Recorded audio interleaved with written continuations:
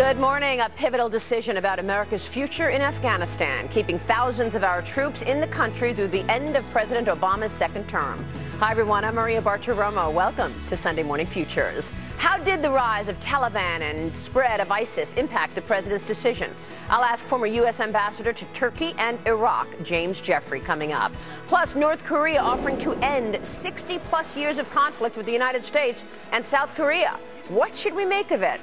And how safe is it to use your credit card? The industry rolling out new cards with safety chips now. But retailers are not keeping the pace. I will talk to the CEO of a leading credit card processor whose company just rolled out the biggest IPO of the year as we look ahead on Sunday Morning Futures. And we begin this morning with the spotlight on the Benghazi scandal. Hillary Clinton set to face off with the House Benghazi Committee this upcoming Thursday. It follows the closed-door testimony this past week of her longtime aide, Huma Abedin. Abedin questioned for almost 6 hours by committee members. She was an assistant to the former Secretary of State at the time of the terrorist attacks on our diplomatic compound in Libya that left 4 Americans dead, including U.S. Ambassador Chris Stevens. Indiana Congresswoman Susan Brooks is on the Benghazi Committee, as well as the House Ethics, Energy, and Commerce Committees. Good to see you, Congresswoman. Thanks very much for joining us. Good morning, Maria. Great to be here. Can you lay out what you're expecting to hear from Hillary Clinton? What do you want to get from her this upcoming Thursday? Well, the Secretary was in charge of the agency where we lost 4 brave Americans. She is one very important fact witness, and that's what we're trying to get to. We're trying to get to all of the facts.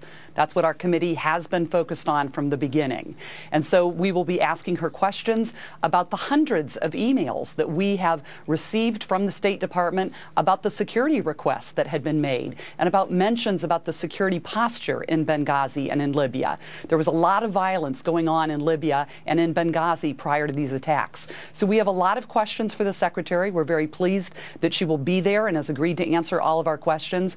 And so it's very important that we get to these facts. Again, she's but one fact witness in this entire long process and investigation. So the public wants to know, what specifically are you looking for? I mean, when you say the security issues around that, are you saying that there were emails asking the Secretary as well as the entire department to send more help to the ambassador into Benghazi at that time? What are you looking for specifically? Well, we definitely want to ask, what were the procedures, what were the protocols when all of these security incidents were mentioned in emails? And yes, it's through the review of the many emails that we've had. In fact, we've received over 57,000 emails and documents that had not been produced to other congressional committees in the past. So we've been pouring through those. There are many, hundreds of mentions about security incidents, and we want to know who within the department, within the State Department, within CIA, Defense Department, what did they know about the security problems in Benghazi and in Libya? How far up in the organization did those security requests go? What was the Secretary's knowledge? What was her decision-making during all of these security incidents and all of the violence in Libya leading up to the attacks? All right, we've got to talk about the 6-hour testimony from her former aide, current aide actually, Huma Abedin, and I also want to ask you about the Kevin McCarthy comments. So stay with us, Congresswoman. Plenty more to talk about with you, Congresswoman Brooks. But first, the stage is set for this upcoming hearing. What can we really expect from Hillary Clinton? Fox News senior correspondent Eric Shawn joins us with that angle. Good morning to you, Eric. Good morning, Maria, and good morning, everyone. It will be an opportunity for her to shine or to sink. Hillary Clinton expected to be grilled on her actions before and after the deadly attack, and if she withheld information that could be damaging to her. We had 4 dead Americans. Was it because of a protest, or was it because of guys out for a walk one night who decided they'd go kill some Americans? What difference at this point does it make? It was a sharp and now iconic reply at an earlier hearing. Hillary Clinton will no doubt be asked again about the failures in security, inability to send help to save Ambassador Chris Stevens and his 3 colleagues, and the administration's now discredited explanation, blaming that internet video for the protest and the attack. On Friday, Mrs. Clinton was asked what she expects when she testifies. I've already testified about Benghazi. I testified to the best of my ability before the Senate and the House. I don't know that I have very much to add. This is, after all, the 8th investigation. Other committees of the Congress, standing committees with very experienced members and staff, have all looked into this and basically just rejected the conspiracy theories. I will do my best to answer their questions, but I don't really know what their objective is right now. Well, she and Democratic committee members charge the investigation is politically motivated by the GOP. But its chairman, Republican Congressman Trey Gowdy, insists his mission is to objectively uncover the facts. Entities were trying to run this investigation the way that serious investigations are run. But lo and behold, we find something that all 7 of those other committees that she claims looked into Benghazi never found. So we're going to follow the facts wherever they go, and if that impacts people's perception of her fitness to be commander-in-chief, so be it. Oh, General Carter Ham has previously testified that Defense Secretary Leon Panetta and the chairman of the Joint Chiefs of Staff, Martin Dempsey, were told it was a terrorist attack, and they went to the White House to brief the president about it. Well, later that night, Mr. Obama and Mrs. Clinton did talk by telephone. The next day, the administration continued to blame that video. Yeah, I remember the moment. Thank you so much, Eric Shawn, with the latest there, and more now with Congresswoman Susan Brooks this morning. And Congressman, let me ask you about the testimony, 6-hour testimony of Huma Abedin this past week. What did you learn? Well, we were very pleased that Ms. Abedin did come, and she did answer all of the questions. And we thought it was very important to ask her questions. She was a deputy chief of staff of the secretaries. She also was the other individual who had and we believe the only other individual who had a ClintonEmail.com account.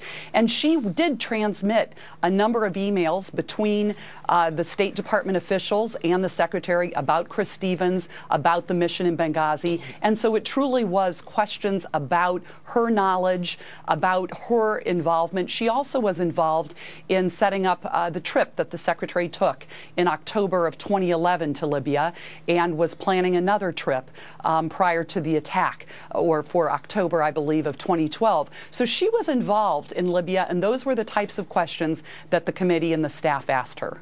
You know, is it any surprise that, you know, we know that it was incredibly dangerous in Benghazi at the time. We know that they had been asking for more help. Paint the picture of what the backdrop is here, because I think people are trying to understand fully what it is that we're trying to, or that the committee really is trying to get at. Well, the committee is trying to be able to paint the picture and piece together all of the facts. And certainly there have been prior congressional committees, but they didn't have the benefit of the thousands of email communications that we now have.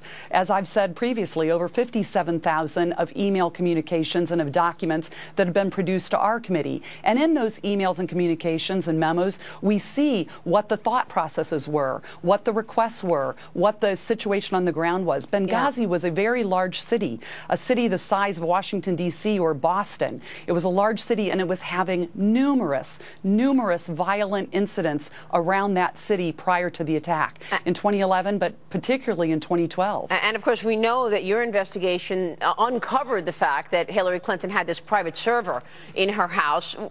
Connect the dots for us. Why is this private server so important?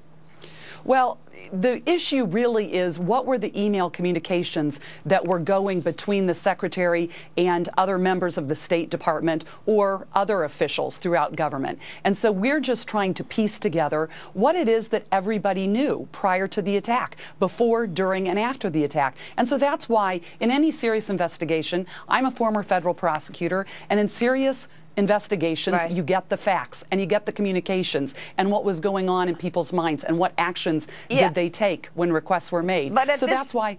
At this point, pardon me, I apologize, Congressman, we want to get to this important question, and that is about Kevin McCarthy's comments, because now we've got this past Wednesday a second GOP lawmaker suggesting that this House investigation into Benghazi is more about targeting Hillary Clinton than anything else. How damning are the notions from Republican Congressman Richard Hanna as well as Kevin McCarthy that basically this committee doesn't have credibility? It's obviously frustrating to those of us on the committee. We have been very, very focused on the facts. We haven't shared with other members within our own conference or with the public all that we've been doing, all that we have uncovered, and what the results are of what we've been doing. And I think that should demonstrate that we are doing a very fact-based, serious, thorough investigation. It's not wise to be just putting out different pieces of the investigation. It's better to get the entire picture, and that's what we've been trying to paint. That's what we're trying to piece together. It's taken us far too long. We've had tremendous difficulty getting a lot of information from the State Department. It's taken them far too long to get us the information. So frankly, it's been frustrating. These are members that haven't been briefed. It's not as if we're briefing our own members, because I think it's important that we keep the investigation serious, that we keep it in a very professional manner, and that means not disseminating different bits of information. So, you know, certainly it's unfortunate, it's frustrating, but for me, it's just noise. We're not focusing on it. We're staying focused on what we need to accomplish, and that is finishing the interviews. It's then issuing a final report, and that's going to take some time. We're not going to be finished on Thursday. This investigation doesn't end on Thursday. We have more witnesses to interview, witnesses from the State Department, witnesses from the CIA. And it's incumbent upon us to interview the leads of those agencies. That was the Secretary, and that is why we are interviewing her. It would be wrong for us not to ask her the many questions we will be ready to ask on Thursday. Well, certainly the public deserves to know what exactly went on. Representative, good to see you. Thanks very much for joining us. Thank you very much. And more importantly, the families of the 4 victims are the ones who need to know the facts. For sure. So thank you. Congresswoman Susan Brooks there joining us. We will see you soon. President Obama has made withdrawing troops from Afghanistan a major goal for his second term. But this past week, a complete flip-flop. He changed course. We will talk to a former U.S. ambassador about the plan to abandon the drawdown, and he will tell us what he thinks is really going on. You can follow me on Twitter at Maria Bartiromo, at Sunday Futures. Let us know what you would like to hear about this upcoming issue. Stay with us. We're looking ahead this morning on Sunday Morning Futures.